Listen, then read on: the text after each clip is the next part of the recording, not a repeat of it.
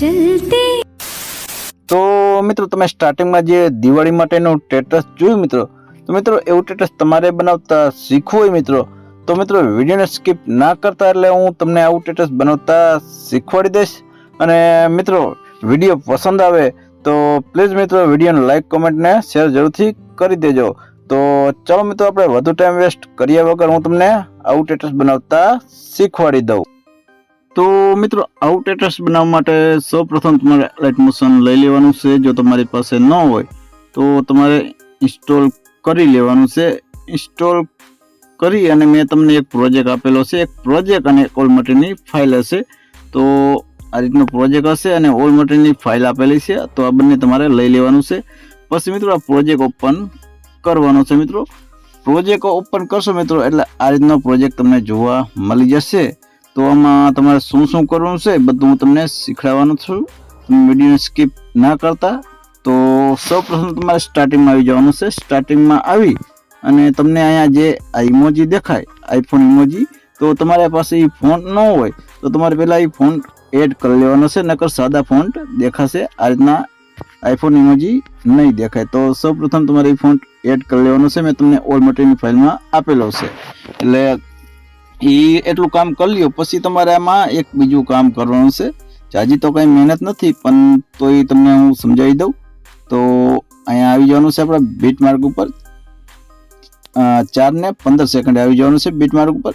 અહીંયા આવી અને તમારે આ ગ્રુપમાં જવાનું છે. અહીં તમને ગ્રુપ જોવા મળી જશે નીચે.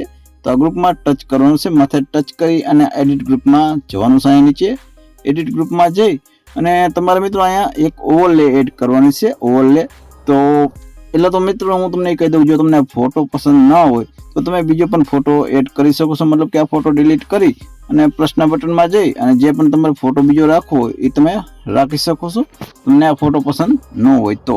પણ ફોટો મિત્રો પરફેક્ટ આમ થોડોક આ રીતનો હોવો જોઈએ, કેમ કે આપણે જે એક ઓલી ઓવરલે એડ કરવાની છે, જે દીવો આમ સળગતો હોય એવું લાગે ઓવરલે, તો એ રીતનો પરફેક્ટ આમ દીવો આમાં આવવો જોઈએ. નકર બીજો ફોટો કોઈ પણ એડ કરશો તો પરફેક્ટ સેટ નહીં આવે. બાકી ઓવરલે એડ ન કરો તો ચાલે.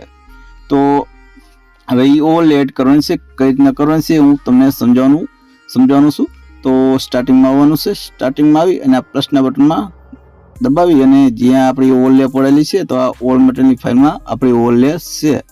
તો સૌપ્રથમ તો એને ખેંચી અને આ રીતને નીચે લઈ લેશું. નીચે લઈ અને એનો એક્સ્ટ્રાનો પાર્ટ કટ કરી દેશું. તો આપણો વધારેનો પાર્ટ કટ કરી દેશું.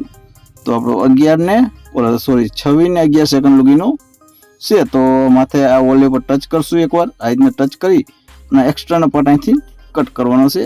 ઓવરલે પર ટચ કરશો એટલે આ રીતના ઓપ્શન આવી જશે. તો આ પાછળનો પાર્ટ કટ કરી દેવાનો છે. હવે આ ઓવરલેને સેટ કરવાની છે. તો ઓવરલે પર પાછું ટચ કરવાનું છે અને બ્લેન્ડિંગ અને ઓપોસિટીના ઓપ્શનમાં આવી જવાનું છે. એમાં આવી અને નીચે આ લાઇટિંગનું ઓપ્શન તમને બતાય એના પર ટચ કરવાનું છે. એના પર ટચ કરી અને સ્ક્રીનનું ઓપ્શન તમને જોવા મળી જશે, તો એના પર ટચ કરી દેવાનું છે. એટલે આપણો બ્લેક પાર્ટ હટી જશે. તો બ્લેક પટ્ટી હટી જશે. પછી મિત્રો એને ઓવરલેને સેટ કરવાની છે. તો સેટ કરવા માટે આ મૂવ ટ્રાન્સફર ઓપ્શનમાં જવાનું છે. એમાં જઈ અને સાઇઝમાં જવાનું છે. સાઇઝમાં જઈ અને સાઇઝ આની થોડીક નાની કરી લેવાની છે. સાઇઝ તમારે 415-16ની આસપાસ આવશે. તો હું થોડીક સાઇઝ નાની કરી લઉં છું. બાકી તમને પરફેક્ટ સેટ લાગે એ રીતની સાઇઝ તમે રાખી શકો છો. તો મને તો આ 15-16ની આસપાસ બરાબર રહેશે. તો હું એટલી સાઇઝ આ રીતની રાખી દઉં છું. થોડીક વધારે લઉં તો બરાબર, હવે બરાબર છે. તો આટલી સાઇઝ તમારે રાખી લેવાની છે. જોવી તો હજી જોઈ લેજો મિત્રો. તમે કદાચ નાની મોટી કરી શકો છો. તમને પરફેક્ટ લાગે એ રીતની સાઇઝ સેટ કરી દેવાની છે. એટલે આપણે આ ઓવરલેમાં આ રીતની એડ થઈ જશે. દીવો હળગતો હોય એ રીતને તમે જોઈ લ્યો. પછી મિત્રો બેક આવી જવાનું છે. બેક આવી એટલે તમારું સ્ટેટસ મતલબ કે તમારું આ રીતની જે આ ઓવરલે છે દીવો હળગતો હોય એ રીતનો આમાં એડ થઈ જશે. આ રીતનો સેટ થઈ જશે.